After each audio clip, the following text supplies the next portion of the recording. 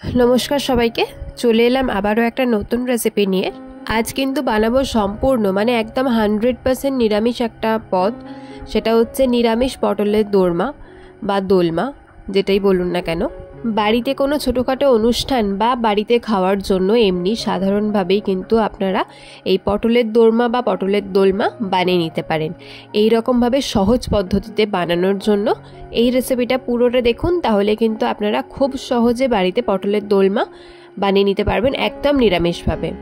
तो पटलटा खोसा छाड़िए निয়েছি, खोसा किन्तु पुरोपुरी छाड़ाइनी, माने अर्धेक एकटू खोसा आछे अर्धेक छाड़िए निয়েছি, এইভাবেই ছাড়িয়েছি। তারপর ভেতর থেকে যে শাঁসটা আছে সেটাকে এরকম চামচের পেছন সাইডটা দিয়ে বের করে নিচ্ছি, মানে চামচটা দিয়ে এরকম ঘুরিয়ে ঘুরিয়ে পটলের শাঁসটা বের করে নিয়েছি। তো দেখুন পটল আর পটলের শাঁস আমি আলাদা করে নিয়েছি। এরপর এই যে শাঁসটা আছে এটাকে আমরা মিক্সির বাটিতে নিয়ে নিচ্ছি, এটাকে পেস্ট বানাবো। আর অবশ্যই কিন্তু কচি পটল নিতে হবে, পটলটা যেন পেকে না যায় আর দানা যেন খুব বেশি শক্ত না হয়ে যায়, তো একটু খেয়াল করে পটলটা নেবেন। তো দেখুন পটলের শাঁসটা বেটে নিয়েছি, মানে পেস্ট বানিয়ে নিয়েছি। এরপর এটাকে সাইডে রেখে দেব। আর ততক্ষণে এদিকে পটলটা নুন হলুদ মাখিয়ে নিতে হবে। নুন হলুদ মাখিয়ে মিনিট 5-7 মতো রেখে দেব যাতে পটলটা একটু নরম হয়ে যায়। তো নুন আর হলুদ আমি নিয়ে নিয়েছি, এরপর এটাকে মাখিয়ে নেব ভালো মতো।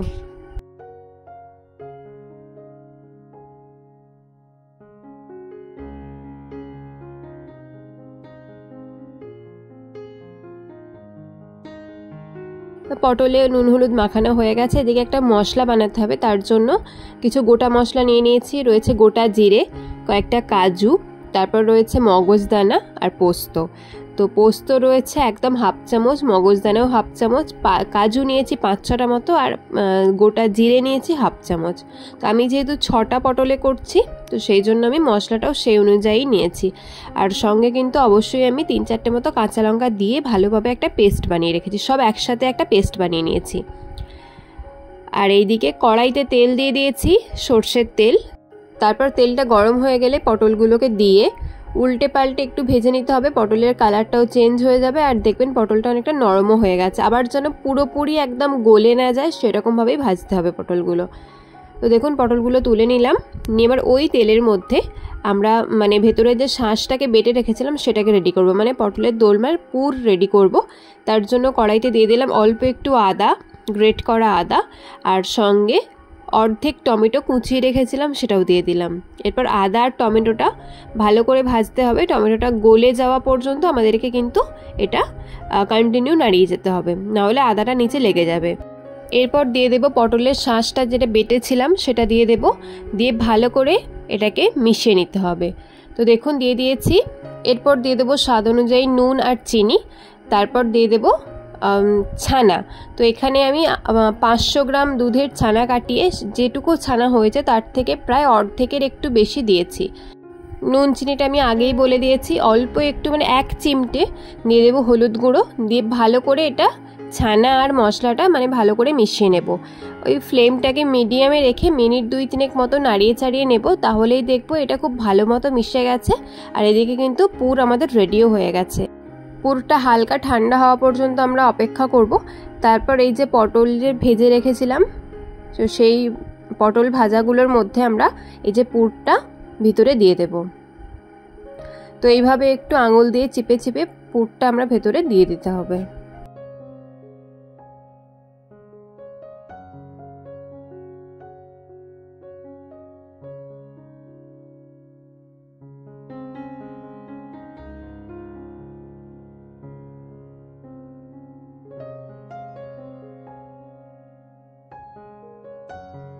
দেখতেই পেলেন কিভাবে পুরটা ভরে নিলাম আমরা। এরপর কড়াই বসিয়েছি, কড়াইতে দিয়ে দিয়েছি সর্ষের তেল। তারপর যে মশলাটা আমরা বেটে রেখেছিলাম জিরে, পোস্ত, চারমগজ আর কাজু বাদামের, সেই মশলাটা দিয়ে দিলাম, দিয়ে একটু নেড়ে চেড়ে নেব। ফ্লেমটাকে কিন্তু লোয়েতে রাখতে হবে, না হলে কিন্তু কাজু আছে নিচে লেগে যেতে পারে।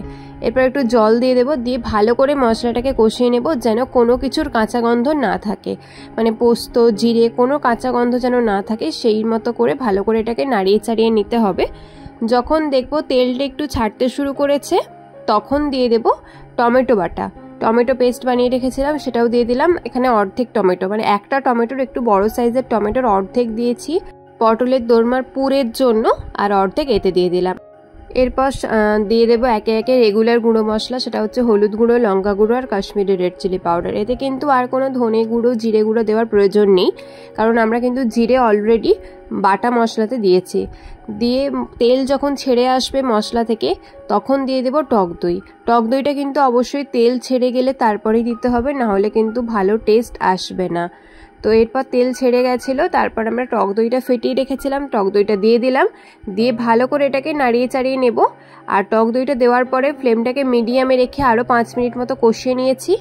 এরপর দিয়ে দেবো এতে জল। তো দেখতেই পাচ্ছেন তেল কিন্তু উপরে ভেসে উঠেছে, জলটা দিয়ে দেবো। এরপর জলটা কিন্তু নর্মাল টেম্পারেচারে রাখা জলই, গরম করা জল নয় এটা। এরপর জলটা দিয়ে যতক্ষণ না গ্রেভিটা ফুটে উঠছে ততক্ষণ পর্যন্ত অপেক্ষা করতে হবে, কারণ এখনই দেয়া যাবে না। যতক্ষণ না ফুটে উঠছে ততক্ষণ আমরা দিতে পারবো না। একটু স্বাদ অনুযায়ী নুন চিনি দিয়ে দেবো।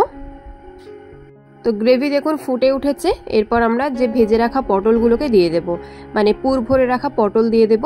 দিয়ে ফ্লেমটাকে একটু মিডিয়ামে রেখে মিনিট 3-4 মতো ফুটিয়ে নেব। তাহলে কিন্তু পটলগুলো খুব ভালো মতো মানে ভিতর পর্যন্ত গ্রেভি টেনে নেবে, তাহলে কিন্তু খেতে দুর্দান্ত হবে। তাহলে দেখতেই পেলেন কত সহজ এরকমভাবে নিরামিষ পটলের দোরমা বানানো। আপনারা কিন্তু অবশ্যই বানাবেন আর আমাকে কমেন্টে জানাবেন কেমন লাগলো। আর যদি কোনো রেসিপি দেখতে চান অবশ্যই কমেন্টে জানাবেন, আমি শেয়ার করবো আপনাদের সঙ্গে। আর এই রেসিপিটা যদি ভালো লেগে থাকে লাইক কমেন্ট শেয়ার করবেন, আর অবশ্যই সঙ্গে চ্যানেলটা সাবস্ক্রাইব করে পাশে থাকবেন। তো দেখুন চাপাটা আমি খুলে নিয়েছি, কতটা সুন্দর দেখতে হয়েছে আর কালারটা দেখতে পাচ্ছেন কতটা সুন্দর এসেছে। তো একটু আমি ঘি আর গরম মশলা দিয়ে নামিয়ে নেব এটাকে, তাহলে কিন্তু রেডি হয়ে যাবে। এটা কিন্তু রুটি, লুচি, পরোটা বা ভাত, সাদা ভাত যে কোনো কিছুর সাথেই ভালো লাগে। যে কোনো নিরামিষ দিনে কিন্তু বানিয়ে ফেলতেই পারেন। বাড়ির সবাইকে একদম চমকে দিন এরকম একটা পটলের দোরমা বানিয়ে। আর এটা যে নিরামিষ যদি আপনি বলে না দেন কেউ ধরতেও পারবে না, এটা এতটাই টেস্টি হয়। মানে সাদা ভাতের সাথে যদি এটা থাকে তাহলে কিন্তু আর কিছুই লাগবে না, এটুকু আমি গ্যারান্টি দিয়ে বলতে পারি। তো দেখতেই পাচ্ছেন আমি একটা প্লেটে সার্ভ করে দিয়েছি, কতটা সুন্দর কালারটা দেখে নিশ্চয়ই বুঝতে পারছেন যে কতটা সুন্দর হয়েছে। আর টেস্ট কিন্তু দুর্দান্ত হয়েছিল। তাহলে আজকের মতো শেষ করছি এখানেই, আবার দেখাবে অন্য কোনো রেসিপির সঙ্গে। ভালো থাকবেন, সুস্থ থাকবেন। আজকের মতো টাটা। আর অবশ্যই কেমন লাগলো জানাতে কিন্তু একদম ভুলবেন না।